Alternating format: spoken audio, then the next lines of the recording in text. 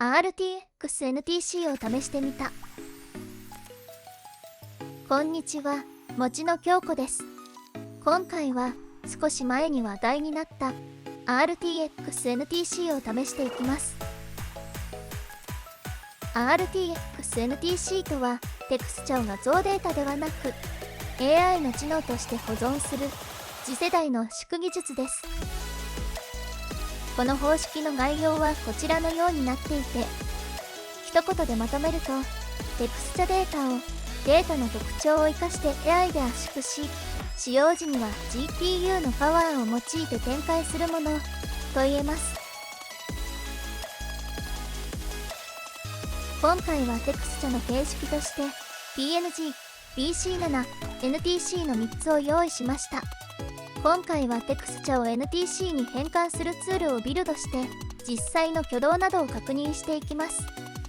挙動だけご覧になりたい方は環境構築のチャプターをスキップしていただければと思います。それでは作業を行っていきます。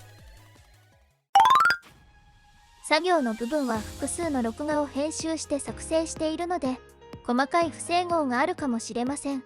ご了承ください。まずこのコマンドでGit リポジトリからソースをコピーします。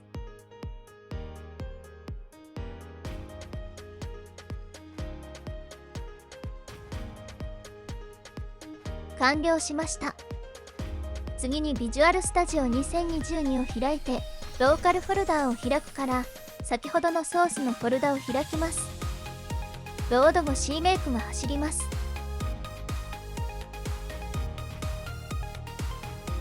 ここで焦ってビルドインサイツからビルドを選択していますが、CMake 完了後に通常のビルドを行う方が普通のようです。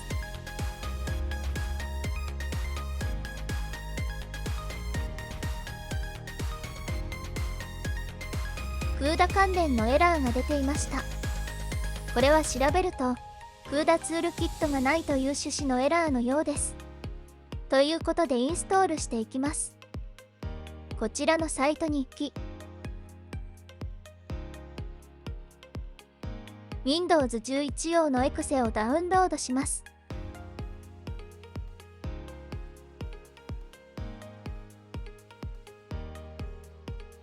ダウンロード完了したのでインストールします。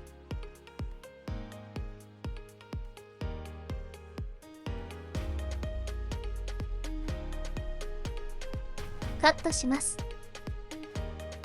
完了しました。改めて CMake を走らせます。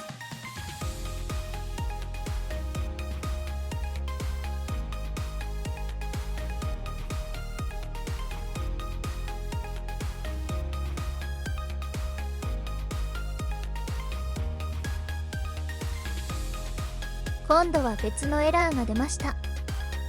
これはプリプロセッサと文字エンコーディングの問題ということで、ジェミニの言う通りに修正しました。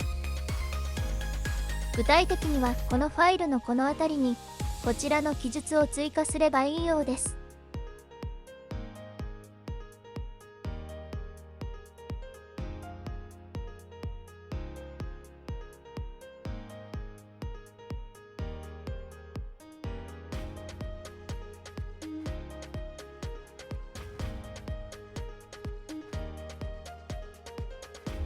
セーブすると CMake が走り出しました。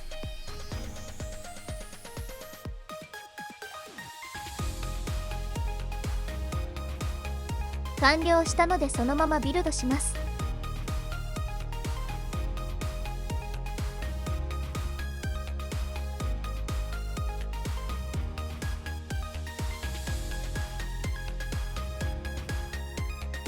今度はビルド成功しました。次に今回の比較に用いる 3D データとしてインテルスポンザをダウンロードします。スポンザベースシーンを使用します。URL はこちらです。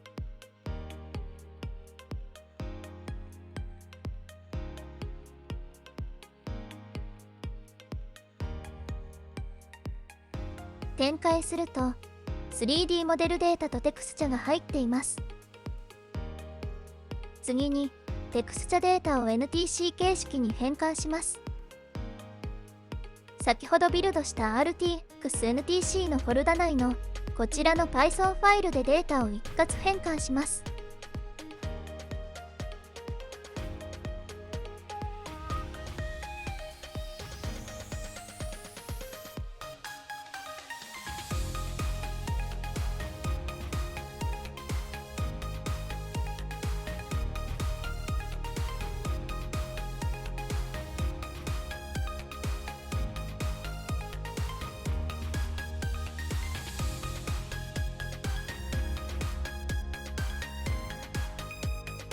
カットします。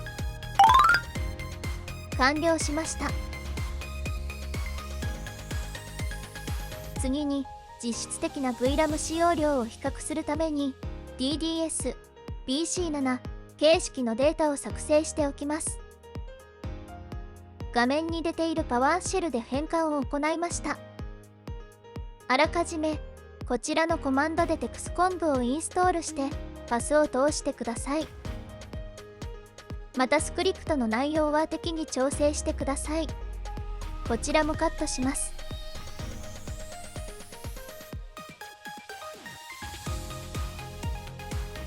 完了しました。ここまででこちらのように準備が完了しました。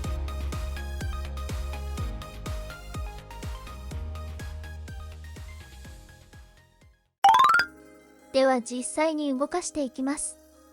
3D モデルのレンダリングには先ほどビルドされた NTC のツールである NTC レンダラーを使用します。あえてロード時間も実時間のままにしてあります。少し歩いてみます。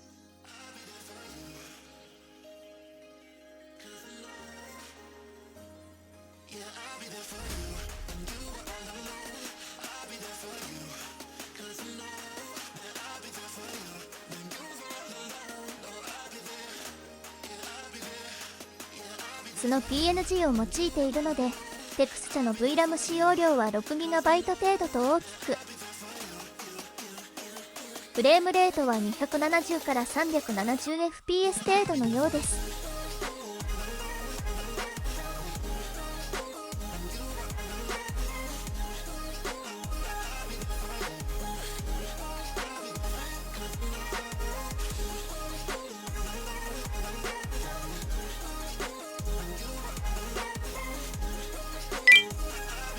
次は PC7 形式を試します。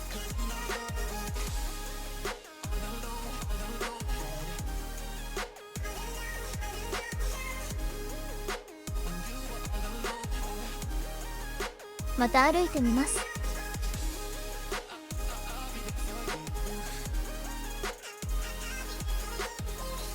テクスチャの VRAM 使用量は 1.5GB 程度と先ほどよりかなり少なくなっています。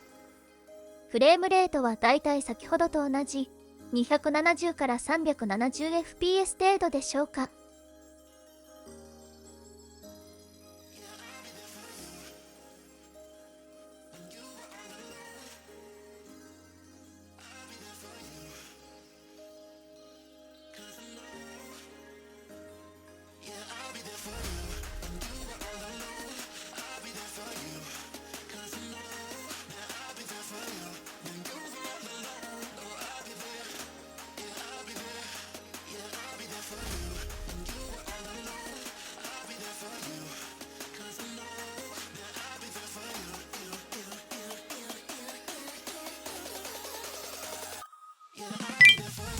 そして本命の NTC です。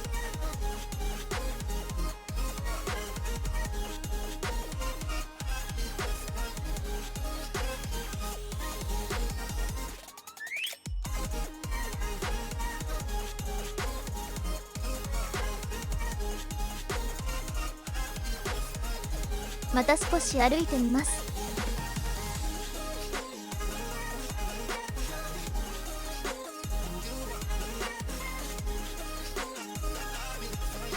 なんとテクスチャの VRAM 消費量は 267MB の表示です。 PC7 の5分の1から6分の1程度です。ただしトレードオフとしてデータ展開に GPU パワーが必要である結果として、フレームレートは少し落ちて230から 320fps 程度になっているようです。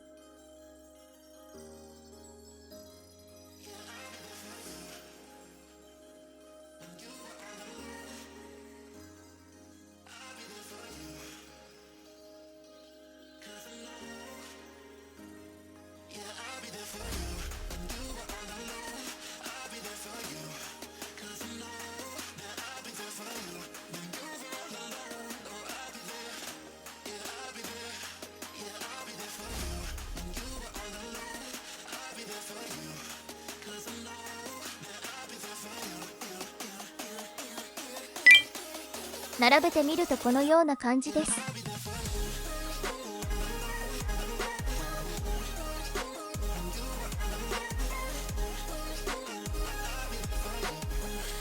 雑な録画でどんどんずれていってしまい、分かりにくくなってしまっています。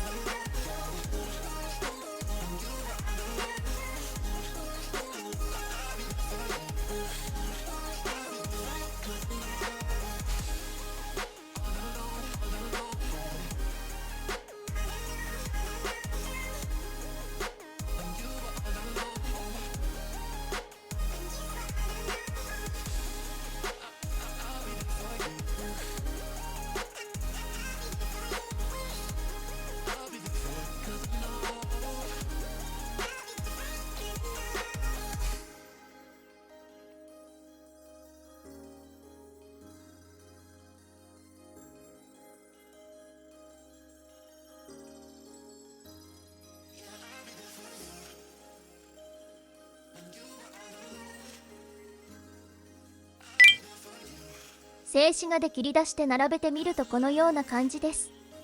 PC7 だけ色の雰囲気が少し違うような気もしますが、カメラの角度で見え方が変わるので正直なところよくわかりません。それでも PNG、PC7 と比べて NTC が5分の1以下のデータ量ということは、この見た目からは推測できないのではないでしょうか。あと一つ気になるのは、システムから見た VRAM 使用量です。テクスチャサイズは圧倒的に NTC が小さいはずなのですが、実際に描画してみると VRAM の使用量は PC7 よりも NTC の方が多いようです。そもそも NTC レンダラーが NTC に最適化されていないか、旧来方式は不利ではないかなども含めて、もっとしっかり見ていく必要があるのかもしれません。もしくはもっとデータ容量の大きいモデルの時に NTC の本領が発揮されるのかもしれません。ということで今回は RTX-NTC という仕組みについて実際に試してみて挙動を確認してみました。まだベータ版とのことなので、今回見たものが正式な仕様ではないと思いますが、少なくともテクスチャのデータサイズと実際にレンダリングされた絵の品質についてはかなり可能性を感じました。一方で単純な性能向上と言えない部分もあり、GPU パワーを必要としたり、データサイズが VRAM 使用量にそのまま反映されるわけではないらしいことも分かりました。今後この技術が完成してメジャーなゲームなどに使用されるようになってくると、現状から見てVRAM 容量よりも GPU パワーが重視されるようにシフトしていく可能性があるかもしれません。その意味ではゲームベンダーやクリエイターだけではなく、我々一般ユーザーも注視しておく必要がありそうです。今回よくわからないなりに RTX-NTC のコードをビルドして動かしてみましたが、同じように試してみた方の感想や専門家の方のご意見、今後の GPU 選択に与える影響の予想など、どんなことでもお気軽にコメントいただけると大変嬉しいです。それでは今回は以上です。最後までご覧いただきありがとうございました。